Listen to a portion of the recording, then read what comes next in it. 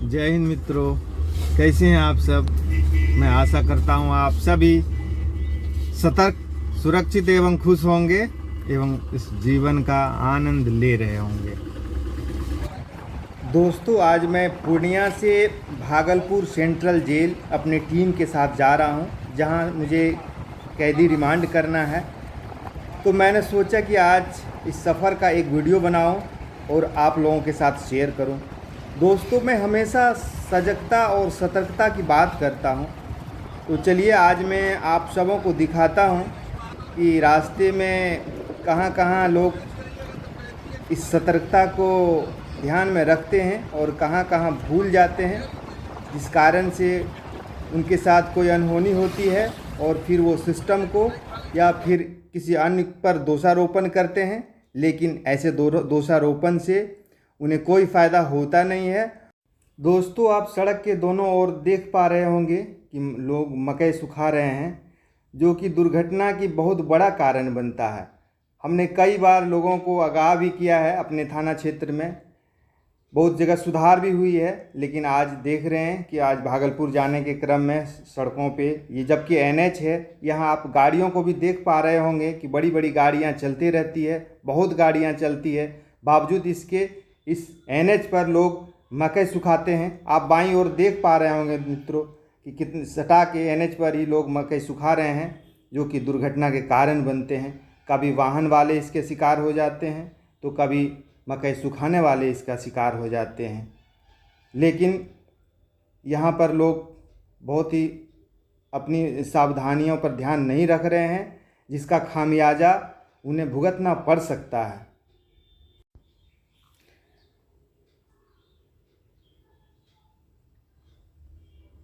आप देख पा रहे होंगे कि सड़क पर मकई सुखा रहा है लोग।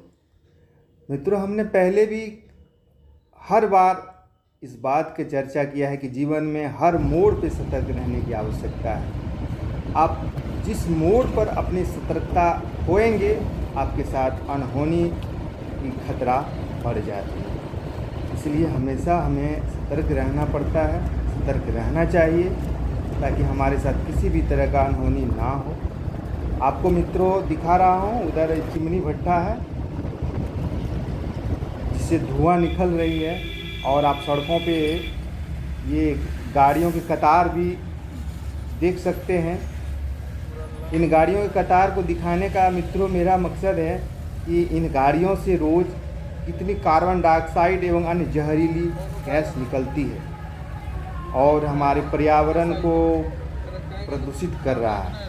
मित्रों, विज्ञान हमारे लिए वरदान है तो अभिशाप भी है। लेकिन हम अपने कर्मों से, अपने क्रियाकलाप से, अपने गतिविधि से हम इसको काफ़ी हद तक संतुलित बनाए रख सकते हैं। मित्रों, इतनी गाड़ियां चल रही है, हमें इसी रफ्तार से पेड़ पौधे भी लगाने होंगे, अन्यथा पृथ्वी पर कार्बन डाइऑक्साइड और जहरीली गैसों का भरमार हो जाएगा और फिर हम लोगों को घुटन होगा, हम लोग घुटन के शिकार हो जाएंगे। इसलिए हमें अधिक से अधिक पेड़ लगाते रहना है, चाहे आप अपनी ज़मीन हो, चाहे सरकारी भूमि हो। हमें सरकार के द्वारा भी बीच बीच में वृक्षारोपण कार्यक्रम चलाया जाता रहा है। अगर आप आम आदमी हैं तो आप अपने ज़मीन में लगाएं। अगर आप कहीं भी जॉब करते हैं तो जिस संस्था में करते हैं, जहाँ भी करते हैं, आप वहाँ जहाँ खाली पड़े ज़मीनों में पेड़ पौधे लगवाएं, लगाने के दिशा में उचित कदम उठाएं, तभी हमारा मानव जीवन का, सभी जीवों का कल्याण हो पाएगा। अन्यथा आप इस गाड़ियों की कतार को देखकर कल्पना कर सकते हैं। मित्रों, यहाँ जहरीली गैस सिर्फ गाड़ियों से ही नहीं, ऐसे कई अवयव हैं, कारखाना हैं, जहाँ से ऐसे काफ़ी संख्या में, काफ़ी मात्रा में इस प्रकार के गैस निकलते हैं और वातावरण को दूषित करते हैं, पर्यावरण को दूषित करते हैं। इसलिए मित्रों, आप हमेशा इस बात को ध्यान में रखें, जीवन में आप पेड़ पौधे अवश्य लगाएं और दूसरों को भी लगाने के लिए प्रेरित करें, ताकि हमारा पृथ्वी स्वर्ग जैसा हो, अच्छे वातावरण का निर्माण हो, अन्यथा हम लोग दुखी इंसान बनकर रह जाएंगे। ध्रुवों पर ग्लेशियर भी पिघल रहे हैं क्योंकि पृथ्वी का गर्मी बढ़ता जा रहा है इन गाड़ियों के वजह से, अन्य कल कारखानों की वजह से। मित्रों, मैं आपके साथ एक बात यह भी शेयर करना चाह रहा हूं कि आप सड़कों पे गाड़ियों को देख पा रहे हैं और किस प्रकार से जाम लगी हुई है। इसका वजह भी हम और आप ही हैं मित्रों। लोग जल्दी पहुंचने के चक्कर में ओवरटेक करते हैं, डबल लाइन ट्रिपल लाइन लगाते हैं और उस जाम में फंस जाते हैं, और जहां कुछ देर में पहुंच पाते वहां काफ़ी ज़्यादा समय लग जाता है जाम में फंस जाने की वजह से।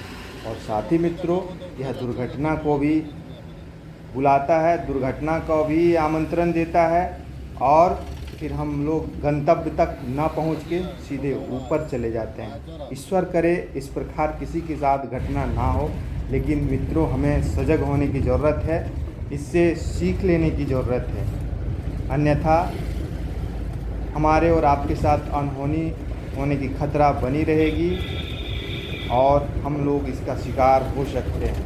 इसलिए इससे सीखने की ज़रूरत है, सबक लेने की ज़रूरत है। मित्रों, आप कुछ गाड़ियों में देख पा रहे हैं कि ओवरलोडिंग करके ले जा रहा है। ये भी वाहन दुर्घटना के कारण है और इसमें अपनी साथ साथ अन्य लोगों के भी जान जोखिम में डालते हैं।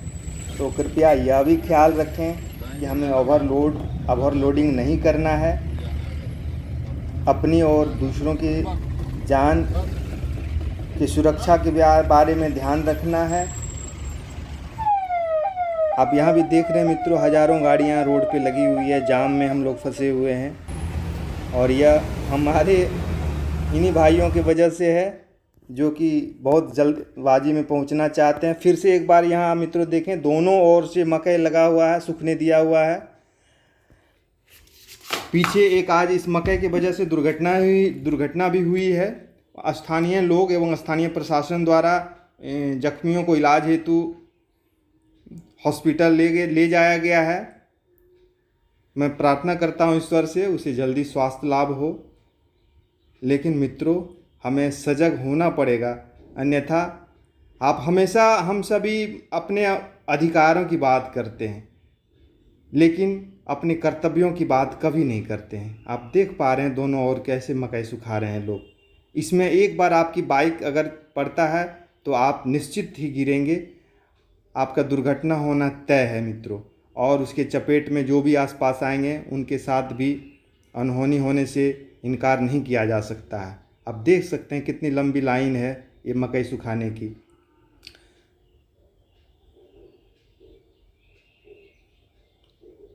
आप देख पा रहे होंगे सड़क पर, जबकि यह मित्रों NH है, हाईवे है। यह पूर्णिया से भागलपुर, नौगछिया, बेगूसराय, खगड़िया, पटना की ओर जाती है।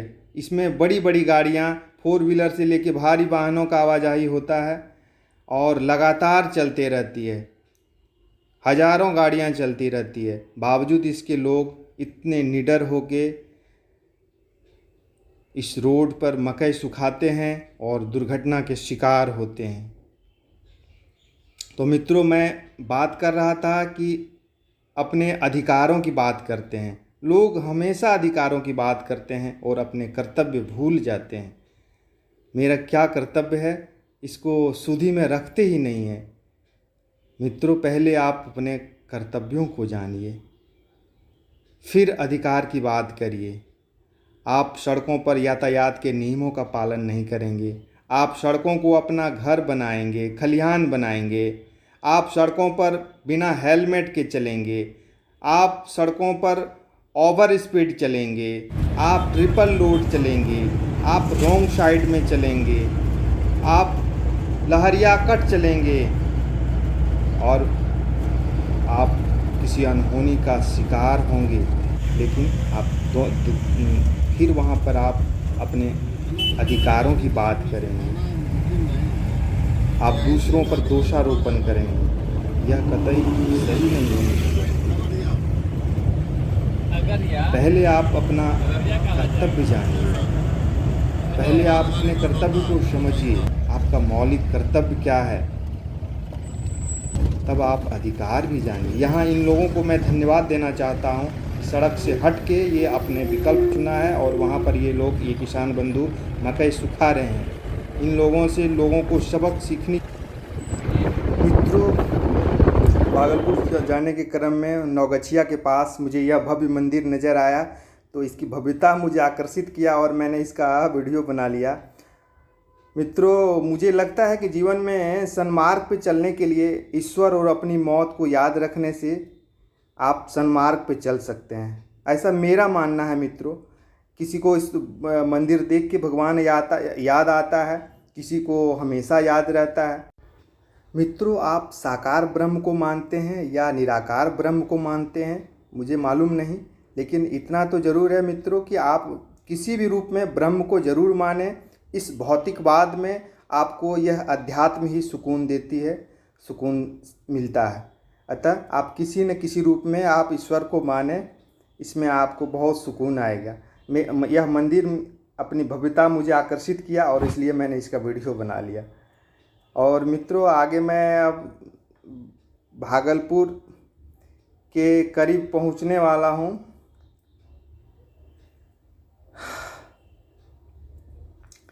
अब मैं गंगा पुल पे चढ़ गया हूं और चलिए आगे मैं आपको माँ गंगा का दर्शन कराता हूं, गंगा दर्शन कराता हूं। मित्रों, यह पुल विक्रमशिला पुल कहलाता है, जो गंगा नदी पर भागलपुर के निकट बनी है। मित्रों, इसका निर्माण 2001 में हुआ था और इसकी कुल लंबाई 4.7 किलोमीटर, मतलब लगभग 5 किलोमीटर, पौने 5 किलोमीटर लंबी यह पुल है। और यह पुल जो है बहुत ही काम का चीज़ साबित हुआ। मित्रों, इधर कोसी क्षेत्र को भागलपुर से जोड़ती है। इसमें आप देख पा रहे हैं छोटी गाड़ियों से लेके भारी वाहनों तक इसमें परिचालन होता है। यह जीवन रेखा बन गया है यहाँ के लोगों के लिए। इससे पहले काफ़ी संघर्ष करना पड़ता था नदी पार होने के लिए, नाव से या फिर समुद्री मार्ग वाला वो जहाज़ से आना जाना पड़ता था, जो कि कठिन था। अब बहुत ही सुगम हो गया है।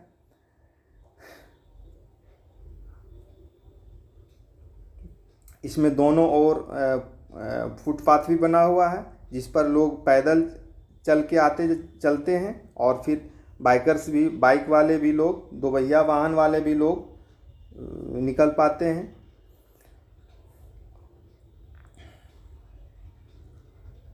यहाँ भी अभी जाम की स्थिति बनी हुई है, क्योंकि सिंगल लेन है, दोनों ओर से एक ही साथ गाड़ी आने पर जाम की स्थिति बन जाती है। हमारा जवान जाम छुड़ाने का प्रयास कर रहा है।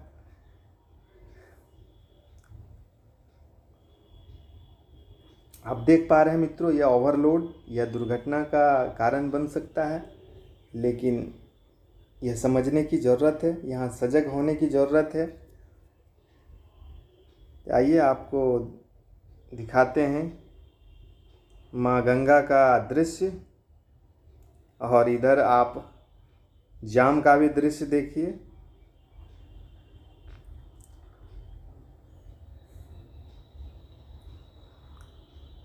आप दूर तक देख सकते हैं गंगा का सीन। जाम की वजह से हम लोग पुल पे उतर गए हैं। हमारा जवान जाम छुड़ाने का प्रयास कर रहा है।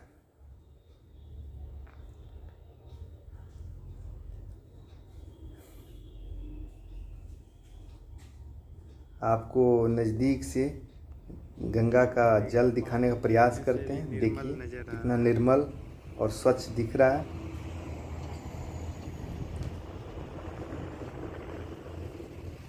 माँ गंगा को भी ऐसे पवित्र रखने में हमारा योगदान होना चाहिए। हमें गंदगी नहीं फैलानी चाहिए। तो मित्रों, मैं सेंट्रल जेल भागलपुर तक पहुंचने वाला हूं अब। तो आपको यह सफ़र कैसा लगा, आप अपनी प्रतिक्रिया में हमें ज़रूर बताएंगे। आपको यदि अच्छा लगा हो तो मेरे चैनल को सब्सक्राइब करेंगे, लाइक कर लेंगे और अपनी प्रतिक्रिया हमें अवश्य भेजेंगे। वीडियो देखने के लिए मित्रों बहुत बहुत धन्यवाद। जय हिंद।